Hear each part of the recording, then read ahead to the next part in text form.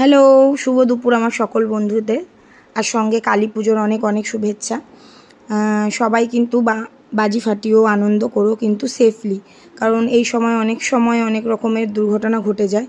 তো বাচ্চাদের সঙ্গে রেখে বাজি ফাটিও। আর আজকে বানাচ্ছি কিন্তু সম্পূর্ণ নিরামিষ রান্না হবে, কারণ আমার শ্বশুরবাড়িতে দিওয়ালি পুজো হয়, লক্ষ্মী গণেশ পুজো যেটা হয় সেটা হয়, কারণ আমার শ্বশুরবাড়ি নন বেঙ্গলি ফ্যামিলি। আর এটা বানাচ্ছি পালং পনির, যেটা আমার ছেলের খুব পছন্দ, রুটি দিয়ে খেয়ে নেবে। আর তার সঙ্গে আজকে ভাবলাম বানানো যাক একটু খিচুড়ি। আর খিচুড়ির সঙ্গে যেটা আমার পার্সোনালি খুব ভালো লাগে সেটা হলো পায়েস। খিচুড়ি আর পায়েস একসঙ্গে খেতে আমার ভীষণ ভালো লাগে, তাই জন্য বানালাম আজকে একটু পায়েসও। আর খিচুড়ির মধ্যে খুব সামান্য পরিমাণে সবজি দিয়েছিলাম, যেমন মিষ্টি আলু, কপি, ফুলকপি আর এমনি আলু। আর পায়েসটা দেখো আমি এরকম বাতাসা দিয়ে বানাই, তাতে খেতে বেশ ভালো হয়।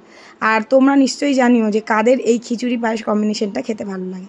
চলো টাটা, দেখা হবে পরের ভিডিওতে, বাই।